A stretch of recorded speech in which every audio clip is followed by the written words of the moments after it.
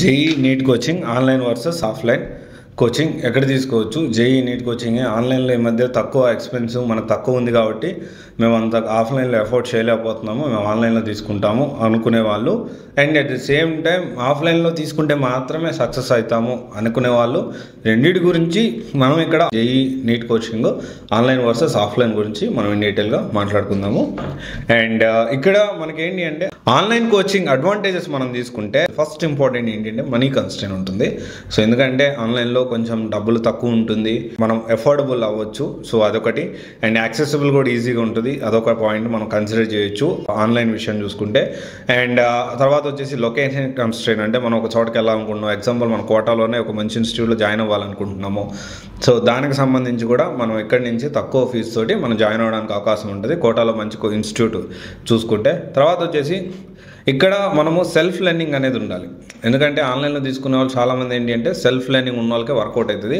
అలా కాకుండా నేను కొంచెం ఎన్వైర్న్మెంట్ కావాలి అంటే కష్టమవుతుంది. తర్వాత వచ్చేసి సెల్ఫ్ మోటివేషన్ కూడా ఉండాలి.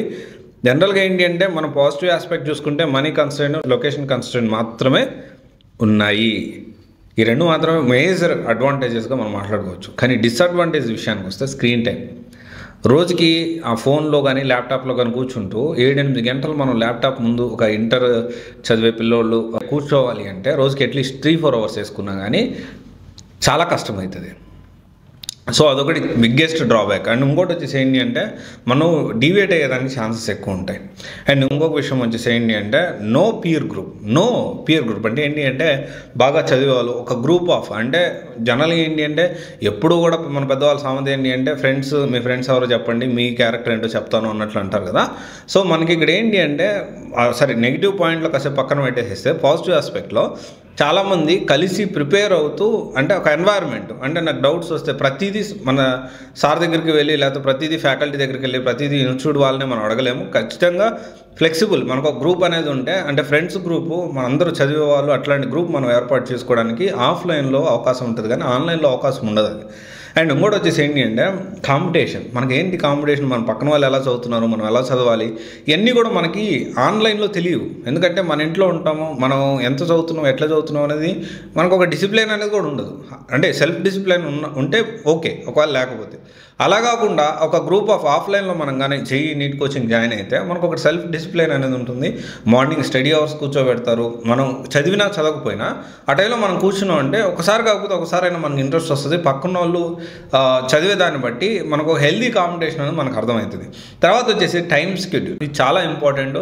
చాలామంది ఆన్లైన్లో పర్టికులర్గా టైం అనేది ఉండదు, మనకి ఎప్పుడు కావాలంటే అప్పుడు వినొచ్చు, ఎప్పుడు కావాలంటే అప్పుడు మనం ప్రాక్టీస్ చేసుకోవచ్చు. అలా కాకుండా ఆఫ్లైన్ అనుకోండి ప్రాపర్గా మార్నింగ్ 2 అవర్స్ స్టడీ అవర్స్, తర్వాత వచ్చేసి క్లాసులు జరుగుతాయి, ఇంటర్ క్లాసులు జరుగుతాయి, తర్వాత వచ్చేసి ఈ జేఈ అయితే జేఈ, నీట్ అయితే నీట్, ఈ క్లాసులు జరుగుతాయి. దానికి సంబంధించి మళ్ళీ ప్రాక్టీస్ సెషన్స్, దానికి సంబంధించి డిస్కషన్, దానికి సంబంధించి మళ్ళీ స్టడీ అవర్. సో ఒక ప్రాపర్ షెడ్యూల్ అనేది ఆఫ్లైన్ కోచింగ్లో ఉంటుంది. అండ్ తర్వాత వచ్చేసి ఏంటి అంటే ఇంకొక విషయం, చాలా ఇంపార్టెంట్ విషయం అంటే డౌట్స్ క్లియరెన్స్. అంటే మీరు ఆన్లైన్లో ఇప్పుడు ఫేమస్ ఏదైనా చూసుకోండి, ఫేమస్ ఇన్స్టిట్యూట్ ఆర్ ఫేమస్ తోప్ ఇన్స్టిట్యూట్, తక్కువ యాక్సెసిబుల్ ఉంది, అఫోర్డబుల్ ఉంది అని చెప్పి ప్రతి ఇన్స్టిట్యూట్ గురిలో మీరు డౌట్స్ క్లియరెన్స్ ఎలా ఉంటుందో మీరు కనుక్కోండి. 200% చాలా కష్టమవుతుంది. వేరే ఆఫ్లైన్లో ఆ ప్రాబ్లం ఉండదు. అండ్ ఇంకోటి వచ్చేసి ఏంటి అంటే పర్సనల్ టచ్ అనేది ఉంటుంది. పర్సనల్ టచ్ అంటే ఏంటి అంటే మన ఫ్యాకల్టీకి లేకపోతే మన గైడ్ చేసే వాళ్ళకి మనకు దగ్గరగా, సార్ ఇది నాకు డౌట్ వచ్చింది, ఆ ఫ్రెండ్లీ ఎన్వైర్న్మెంట్ అట్మాస్ఫియర్ అనేది ఎవరిని అడుగుతాం ఆన్లైన్లో, అదే ఆఫ్లైన్లో అయితే అవకాశం ఉంటుంది. సో తర్వాత మోటివేషన్ అనేది కూడా చాలా బాగుంటుంది. అండ్ డిసడ్వాంటేజెస్ అయితే డీవియేషన్స్ ఎక్కువ ఉంటాయి ఆఫ్లైన్లో.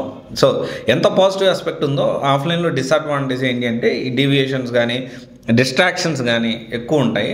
సో డెఫినెట్లీ ఒకవేళ మీరు జేఈ నీట్ కోచింగ్ ఎంతతో పాటు తీసుకోవాలి అనుకుంటే, సో ఆన్లైన్లో సెల్ఫ్ డిసిప్లిన్ ఉండి, సెల్ఫ్ మోటివేషన్ ఉండి, మీ డౌట్స్ వస్తే క్లియర్ చేసుకోవడానికి అవకాశం ఉండే ఇన్స్టిట్యూట్ని సెలెక్ట్ చేసుకోండి. వేరే ఆఫ్లైన్లో తీసుకోవాలనుకుంటే మీ డీవియేషన్స్ అవ్వకుండా ఇంటి దగ్గర నుంచి మళ్ళీ ఆఫ్లైన్ అట్లా ప్లాన్ చేసుకోవద్దు.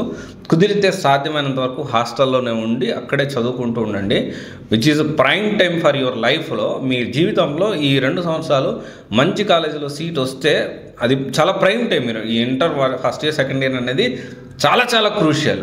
దీన్ని ఏమాత్రం నెగ్లెక్ట్ చేయొద్దు, ఏమాత్రం డివియేట్ అవుద్దు. లవ్ అని, గర్ల్ ఫ్రెండ్ అని, లేకపోతే ఇంకోటి అని డివియేషన్స్ అవుతూ సిగరెట్ అని. కొంతమంది అంటే ఇప్పుడు ఉన్న సిచ్యువేషన్లో 7th క్లాస్ 8th క్లాస్ నుంచే వాళ్ళు స్మోక్ చేస్తూ ఉన్నారు. అండ్ అంటే కొంతమంది 6th క్లాస్ 7th క్లాస్ నుంచే ఒక స్టేటస్గా భావిస్తున్నారు, గర్ల్ ఫ్రెండ్ మెయింటైన్ చేయడం, బాయ్ ఫ్రెండ్ మెయింటైన్ చేయడం, ఏది తల్లిదండ్రులు ఇచ్చిన డబ్బులతో.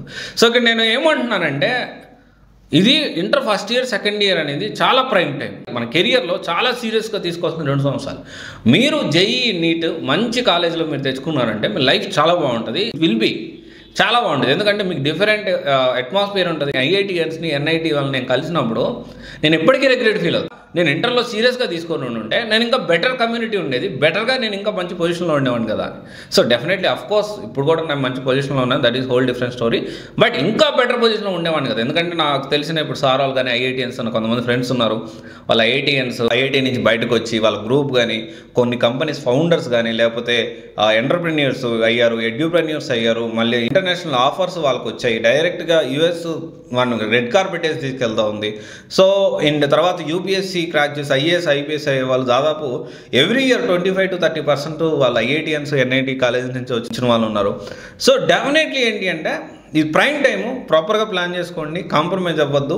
అండ్ డెఫినెట్లీ మీరు అన్నట్టు ఆఫ్లైన్లో చాలా కోచింగ్ కాస్ట్ ఎక్కువ ఉంటుంది సార్. అంటే ఆఫ్లైన్లో కోచింగ్ ఎక్కువ ఉన్నప్పటికీ తక్కువ ఉండేది మంచి తక్కువ అండ్ అఫోర్డబుల్ ఉండేది మంచి కోచింగ్ సెంటర్ ఖచ్చితంగా ఉంటాయి, మీరు సెలెక్ట్ చేసుకోండి. దీని విషయంలో మీకు ఏమైనా హెల్ప్ కావాలంటే definitely I will do it. Okay, thank you.